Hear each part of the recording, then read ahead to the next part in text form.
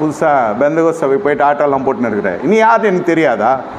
அது ஒரு குரூப் அப்போவே இயேசு காலத்தையே சொன்னாங்க, என் தச்சுனுடைய குமாரன் ஆயிட்டுரு, என் தாய் மரியாதை ஆயிட்டுரு, எல்லாம் நம்ம ஏரியாவில் தான் இருந்தாங்க, இவங்களுக்கு என்ன புதுசாக கொம்பு முளைச்சிருக்கு, இப்படி ஒன்று ஆரம்பிச்சுது.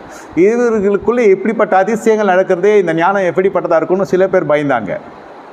இப்படியும் இருக்கும் அப்படி இருக்கும். ஆனால் நீங்கள் பரிசுத்தமான ஆயிட்டு வரீங்க, not fully made but on the process. கர்த்தர் நம்ம பிரித்து எடுத்து கொண்டு வரார். பிரித்து எடுக்கிறப்போ நம்ம மனசு உண்மையிலே உடையும். நம்மளுக்கு இதை பிரித்து எடுக்கிறது கர்த்தர்ன்னு தெரியாது. இது ஒரு மௌடிகம் இருக்கும். அது சொல்கிற இடம் தான் சபை. சரி நம்ம ஜெபிக்கலாம், அவங்கெல்லாம் வந்துடுவாங்கன்னுவான். Normal fellow, anointed fellow will understand. அபிஷேகம் பண்ணப்பட்ட தலைமைத்துவம் தான் முகர்ந்துரும். வந்துட்டியா, அப்படியா சமாச்சாரம், கையை கொடுங்க, உட்காருங்க. இப்போ தான் நம்ம என்ன வசனம் வருது நம்ம வாழ்க்கையில், கிறிஸ்து இயேசுக்குள்ளாக ஒரு ரத்தத்தினால நம்ம எல்லாம் என்ன வரோம், சகோதர சகோதரம் மாறுறோம். அப்போ ரத்தத்தினால மீட்கப்படல, அது மாம்சத்தில் பிறந்தது. பயாலஜிக்கல் பிரதர் போயிட்டான், காரியம் உமுந்துட்டு போயிட்டான். இதுதான் ஆரம்பிச்சது யோசேப்பு வாழ்க்கையில். ரத்தம் சிந்தப்படல, ஆவி சந்திக்கப்பட்டிருக்கு. பரிசுத்த ஆவியை கண்டாலே இவர்களுக்கு பிரச்சனை வரும். இப்போவும் என்னென்னா அது ஒரு ஐடென்டிட்டி ஆயிடுச்சு. எல்லோரும் அபிஷேகம் பெற்றா நான் அபிஷேகம் பெறல. எல்லார் வீட்லேயும் கார் இருக்குது, நம்ம வீட்டில் கார்லாம் அசிங்கமாக சொல்லுவான். அபிஷேகம் பண்ணப்படுறது இப்போ அவேர்னஸ் விழிப்புணர்வு எல்லாரும் பெறான். அதனால் கொஞ்சம் அந்நிய பாஷையோடு நிறுத்திக்கிறான்.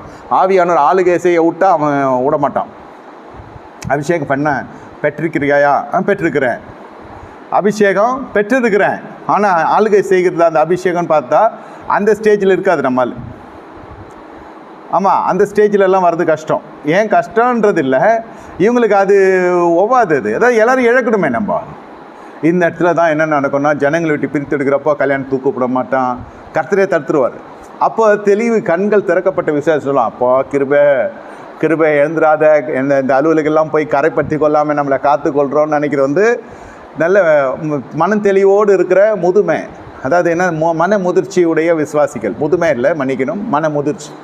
புதுசாக இருக்கவங்க என்ன நினைப்பாங்கன்னா, அழுவாங்க. எங்கள் அண்ணன் கூப்பிடல, எங்கள் தங்கச்சி கூப்பிடல, எங்கள் அப்பா கூப்பிடல, எங்கள் அப்பா கூட இப்படி ஆகிட்டாரு, எங்கள் அம்மா கூட இப்படி ஆகிட்டாங்க, எல்லோரும் ஒரு வயிற்றில் பிறந்தவங்க இப்படி பண்ணிட்டாங்க. இந்த லேமெண்டேஷன்ஸ்லாம் இருக்கிறப்போ நம்மளுக்கு சத்தியம் உள்ளே போய் சேரல. ஆனால் ஆவியானவர் கிரியை செய்ய ஆரம்பிச்சிட்டார், உங்களை பிரித்து எடுக்கிறார்.